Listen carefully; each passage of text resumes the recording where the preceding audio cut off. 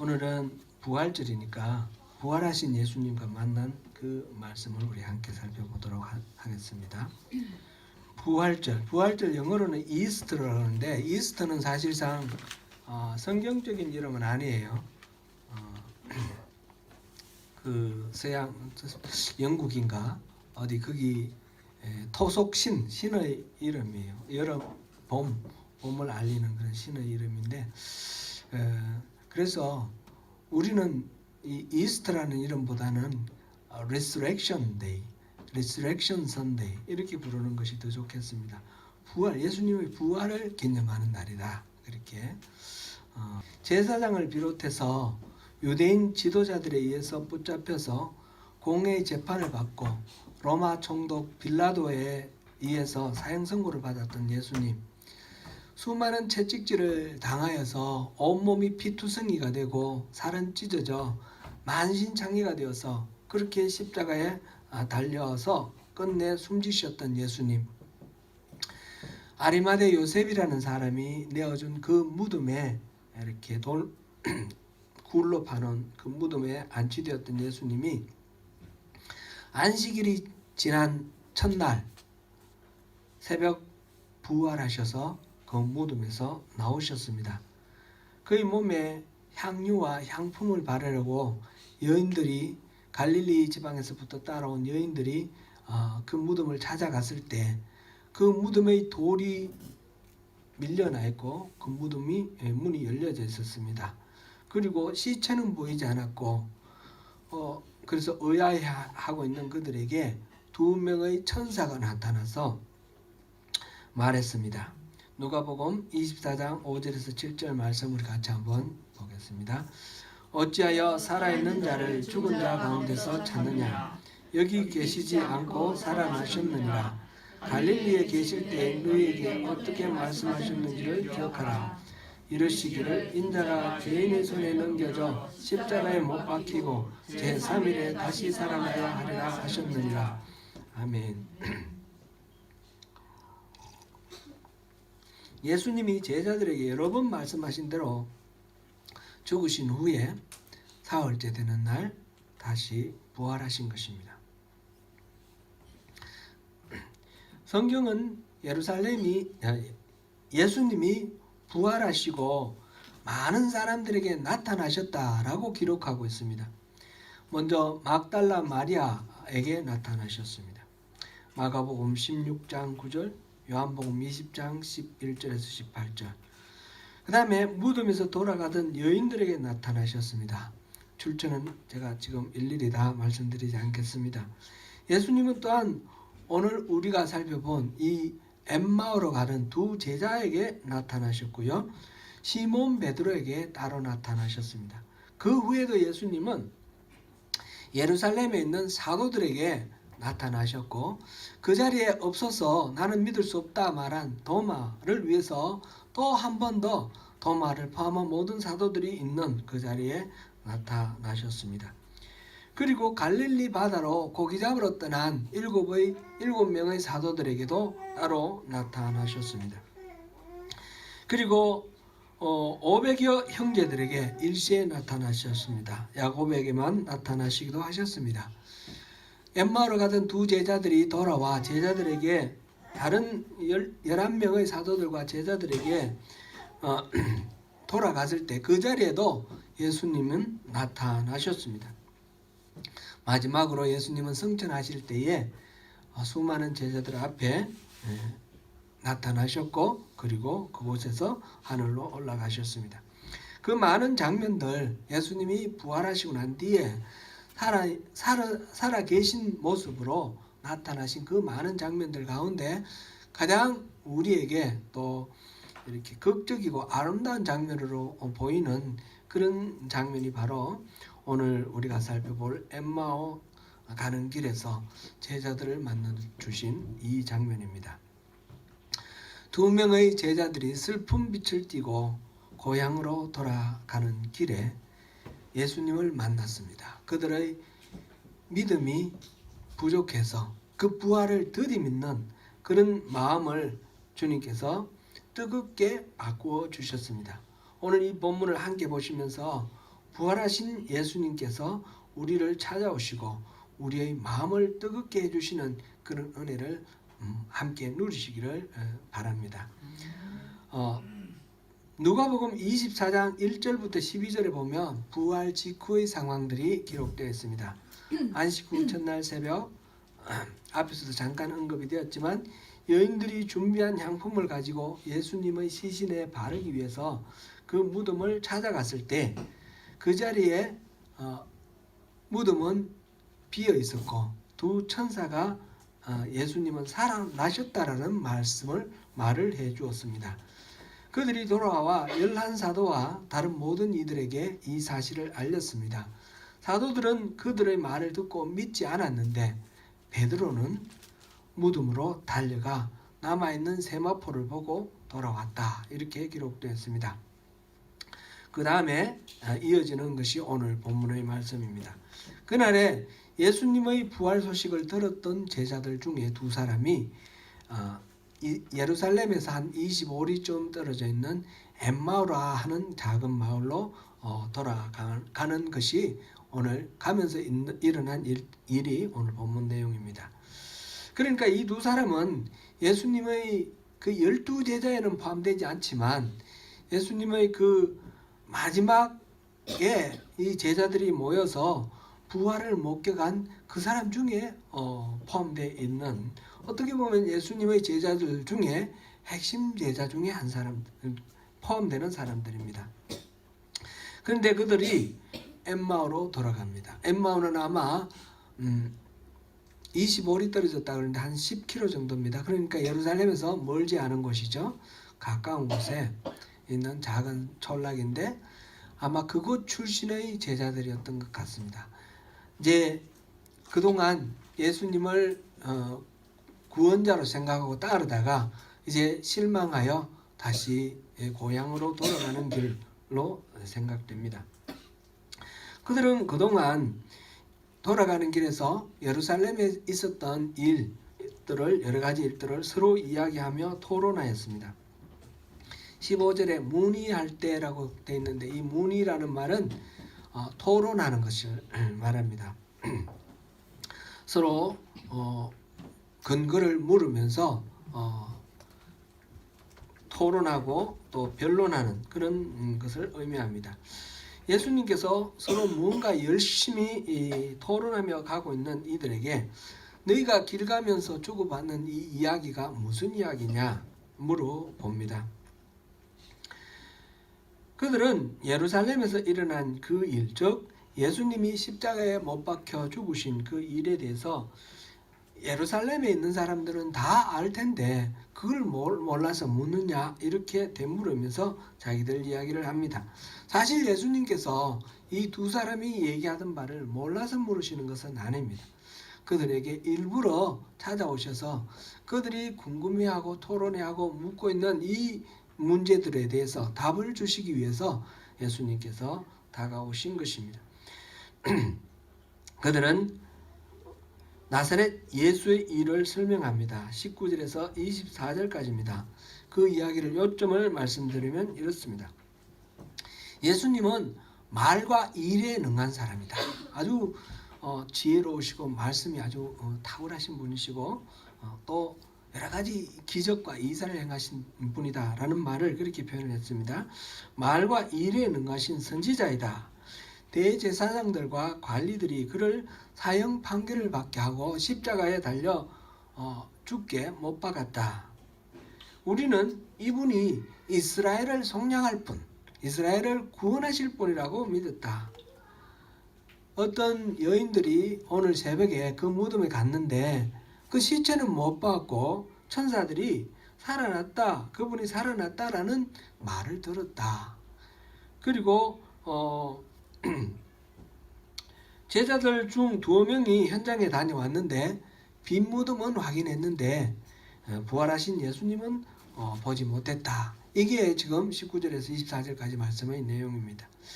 이 말에는 제자들의 마음이 안자락 이렇게 담겨 있습니다. 예수님의 부활 소식은 듣긴 들었지만 믿지 못하겠다라는 그런 이야기죠. 여인들이 시체는 보지 못했는데 천사는 봤다더라. 또 두 제자가 가서 빈 무덤은 봤는데 부활하신 예수님은 못 봤다더라. 이런 말은 예수님 부활했다는 소리는 있는데 그 말은 뭐 증거가 없고 믿을 수가 없다, 그런 이야기이지요.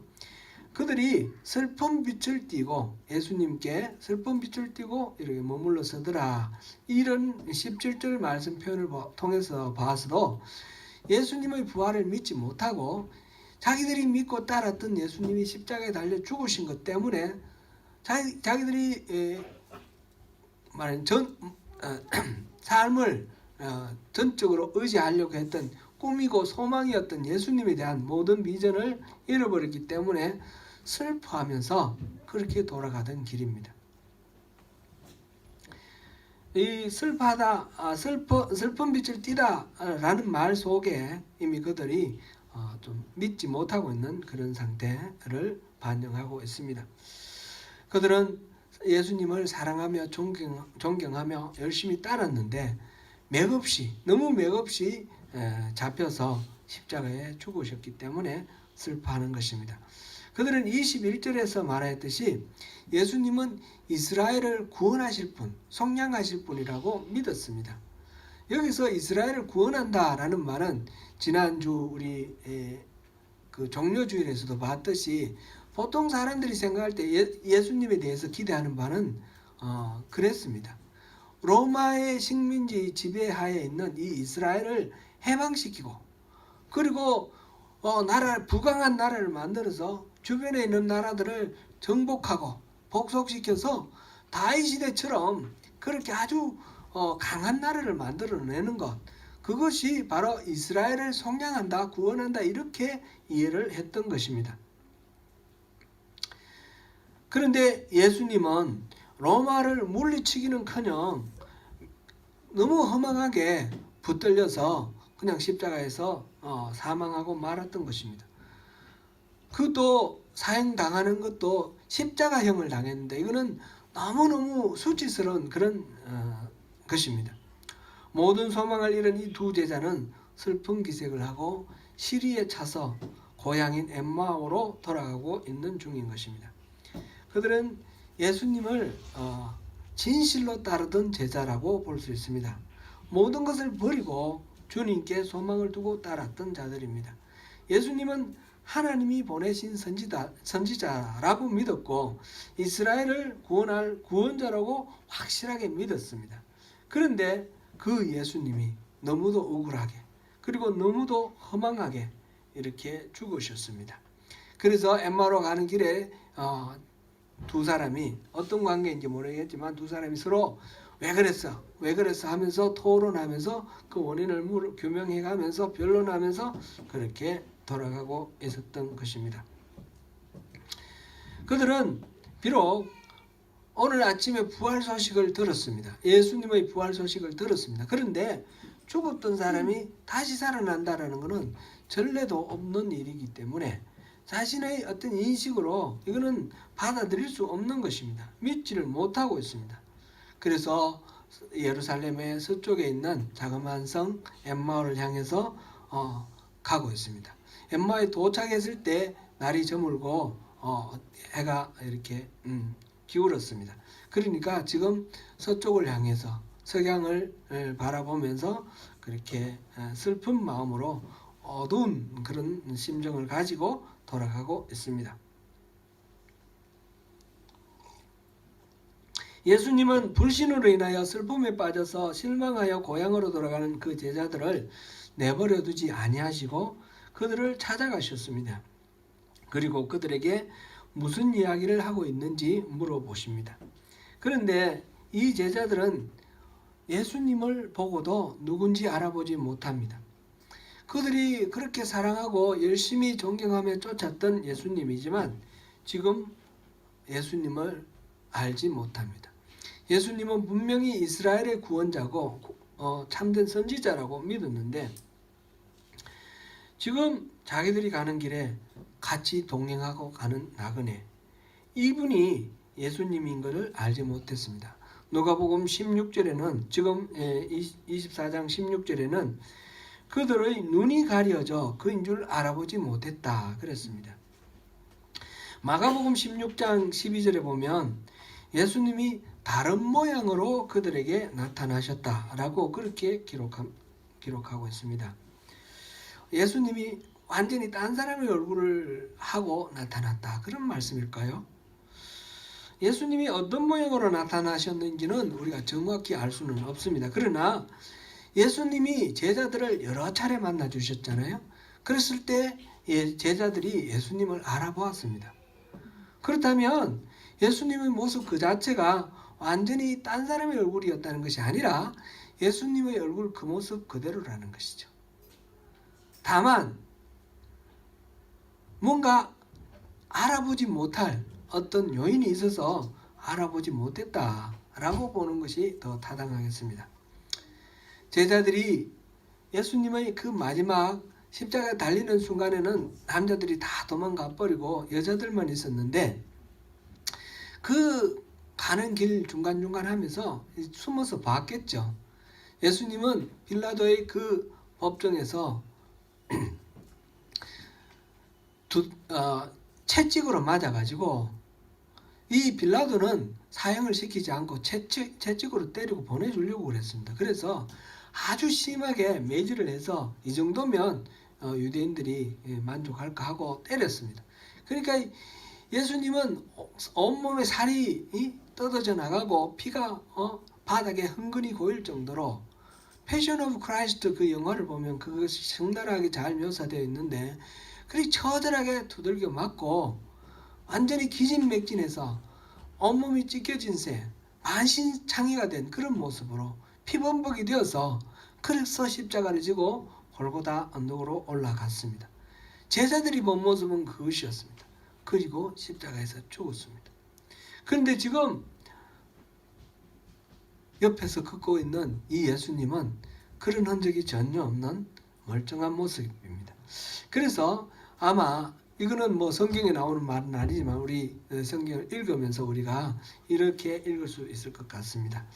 비록 제자들 눈앞에 나타난 이 예수님의 얼굴이 원래 예수님 얼굴과 똑같았지만 그들이 예상했던 예수님의 얼굴과 너무 다르기 때문에 너무 판이하기 다르기 때문에 예수님이라고 상상도 못한 그런 상황이 아닐까 하는 것이죠.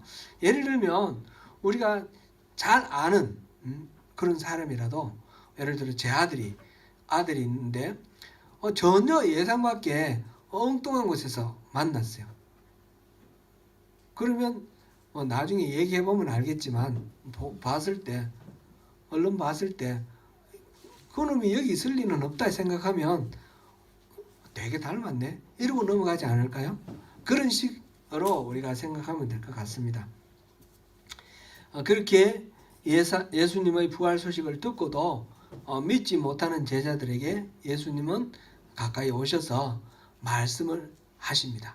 말을 걸으시고 미련하고 선지자들이 말한 모든 것을 마음에 드디 믿는 자여 25절에 그렇게 말씀하셨고 그리스도가 이런 고난을 받고 자기 영광에 들어가야 할 것이 아니냐라고 말씀하셨습니다. 그리고 그들에게 예수님은 모세와 모든 선지자의 글로 시작하여 모든 성경에 쓴 바 자기에 관한 것을 자세히 설명하셨습니다. 모세의 글은 뭐죠? 모세 오경을 말하는 것이고 선지자의 글은 나머지 모든 성경들을 다 말합니다. 그리고 구약 성경 전체를 통해서 예수님께서 이 엠마오로 가는 두 제자에게 그리스도가 어떤 분인가, 그리스도는 어떤 고난을 받고 자기 영광에 돌아가야 할 것인가, 그것을 설명해 주시는 것입니다. 이미 선지자들을 통해서 미리 이 모든 것들은 발표되어 있습니다. 이것이 하나님은 이런 식으로 이 일들을 진행해 갈 것이다 하는 계획이었습니다. 그런데 사람들은 믿지 못합니다. 자기 생각대로 믿으려고 하니까 자기의 기대대로 그렇게 바라보니까 보여도 보지 못하는 것입니다. 예수님이 예루살렘에 입성할 때에 종려나무 가지를 흔들며 백성들이 환영을 했습니다. 그때 그들이 그리스도는 이스라엘을 구원할 자, 때문에 로마 군대를 물리치고 이스라엘을 독립시키며 주변 나라를 정복할 것이다. 앞에서도 말씀드렸듯이 그렇게 기대를 다 했습니다. 그런데 이 기대대로 하지 않으니까 예수님을 오히려 죽여라, 그렇게 또 아우성치는 그런 군중들이 되었습니다. 본문에 등장하던 엠마오 가던 두 제자들도 예수님을 구원자로 믿고 따르다가 이제 실망을 하고 자기 고향으로 돌아가는 것입니다. 예수님은 성경을 다시 설명해 주셨습니다. 우리 생각대로가 아니라 성경에 하나님이 말씀하신 대로 모든 일이 이루어질 것이다 라는 것을 설명해 주십니다. 그것은 우리의 희망이 아니라 하나님의 계획입니다. 우리에게는 그래서 말씀이 꼭 필요합니다. 우리는 세상을 온전히 이해하지 못합니다. 내가 다 알지 못하는 상황 속에서 우리는 하나님을 신뢰하는 그런 믿음이 필요합니다. 하나님의 계획이 무엇인지, 하나님의 뜻이 무엇인지를 우리가 알아야 합니다. 우리가 처한 환경 때문에 살아계신 하나님에 대한 믿음이 없어지고 또 하나님에 대한 그런 확신이 없기 때문에 두려움과 슬픔으로 혼란해지는 그런 경우들이 우리가 얼마나 많이 있는지 모릅니다. 그럴 때 우리는 확실히 하나님을 붙들어야 되는데 그 근거는 하나님의 말씀만이 우리를 다시 하나님을 믿는 믿음으로 붙들어 세우는 그런 토대가 될 수 있습니다. 진정으로 우리를 위해 죽으시고 부활하신 생명의 말씀이신 예수님을 만나기 위해서도 바로 그 말씀을 근거로 해야 하는 것입니다. 엠마오 가던 두 제자들은 예수님께서 성경 말씀을 풀어주실 때 그들의 마음이 뜨거워지는 것을 느꼈습니다. 하나님의 계획과 뜻이 깨달아져서 감동이 되었습니다. 믿음이 생겼습니다. 우리 신앙생활을 하면서 이 체험이 굉장히 중요합니다. 그런데 이 체험은 하나님의 말씀, 성경의 말씀에 확인되고 또 이 기초와 그 근거를 찾아야만 그것이 의미가 있는 것입니다. 그렇지 않으면 우리가 그 체험도 우리를 미혹하는 그런 경우들도 많이 봅니다. 그 두 제자들이 가려던 마을 엠마오에 다가갔을 때에 예수님은 계속 길을 가려 하셨습니다. 때가 이미 저물어 가고 날이 기울었기 때문에 제자들은 예수님을 강권하여 함께 유하자라고 초대를 합니다. 주무시고 가시라고 그렇게 초대를 하는 거죠. 그냥 길 가던 나가되면 그렇게 굳이 붙들어서 강권했다 그랬는데 억지로 붙들어서 쉬시고 내일 가시라 이렇게 말할 이유는 없겠지요. 그런데 그 예수님과 대화를 하는 가운데 자기들에게 이 말씀의 참뜻을 깨닫게 해주셨고 이분은 특별한 분이라는 그런 감동이 있었기 때문에 더 오래 함께 있고 싶었고, 그래서 이분이 어두운 길을 혼자 가시는 것에 대해서 또 염려도 생겨서 그렇게 붙들었습니다. 그 말에 들러서 음식 잡수실 때에 떡을 가지사 축사하시고 떼어 그들에게 주셨다 이렇게 되어 있습니다. 이 장면 어디서 많이 본 장면 아닙니까? 예수께서 사도들과 최후의 만찬을 베푸실 때 성찬식을 제정하시던 그 장면과 동일합니다. 물론 이 두 제자는 그 사도에 포함되지 않기 때문에 그 현장에 있었던 것은 아닐 것입니다. 그러나 이 장면은 떡을 가지사 축사하시고 떼어서 그들에게 주셨다라는 이 장면은 이것을 읽는 우리들에게 이것이 성찬이구나, 성찬의 의미가 무엇이구나 라는 것을 깨닫게 해줍니다. 예수님께서 그 떡을 나눠주셨을 때 그 두 제자들의 눈이 밝아졌습니다.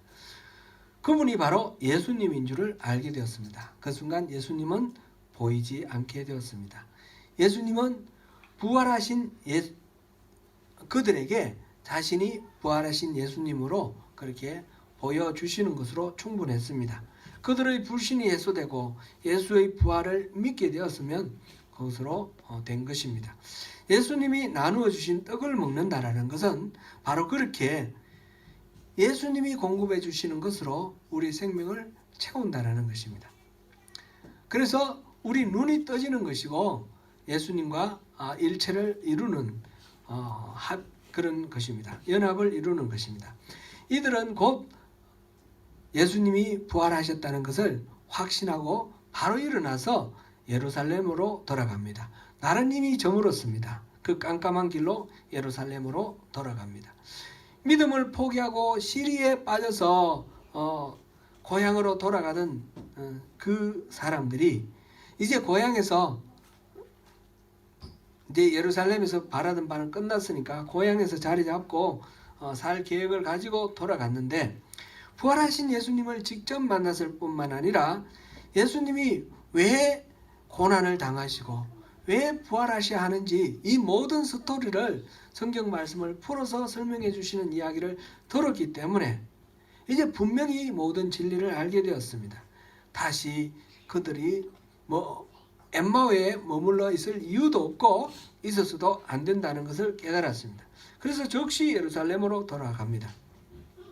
엠마오로 가는 길은 낮이었고 햇빛이 비춰서 밝았습니다. 그러나 그들은 슬픔에 젖었고 그 길은 어두움의 길, 무거운 발걸음의 길이었습니다. 그러나 예루살렘으로 돌아오는 길은 비록 이제 해가 지고 깜깜한 밤이라 빛이 없었지만 오히려 기쁨과 확신으로 가득 찬 가볍고 밝은 그런 길이었습니다. 예루살렘으로 올라가니 11 제자들이 여러 제자들과 함께 모여 있습니다. 그 자리에서 과연 주님이 살아나셨고 시몬 베드로가 주님을 보셨다는 소식을 듣습니다. 그리고 이 두 제자들도 엠마오 가는 길에서 예수님과 동행한 일과 떡을 떼어 주실 때 그들의 눈이 떠져서 예수님인 줄 알아보게 되었던 그 모든 일들을 다 말하였습니다. 예수님이 풀어주신 성경 말씀의 의미도 분명히 전했을 것입니다. 나머지 모든 제자들이 자기들처럼 더 이상 불신과 혼란에 헤매지 않도록 확신 가운데 마음이 뜨거워진 그 진리에 대한 새로운 소명을 가지고 든든히 그들은 다시 자신의 삶의 자리로 돌아갔습니다. 이 말씀 준비하는 동안에 예전에 들었던 복음성가 엠마오 마을로 가는 두 제자라는 노래가 생각났습니다.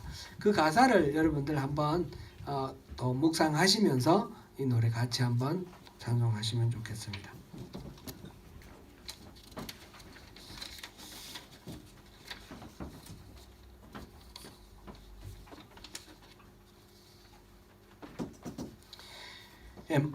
엠마오 마을로 가는 두 제자, 절망과 공포에 잠겨 있을 때 주 예수 그들에게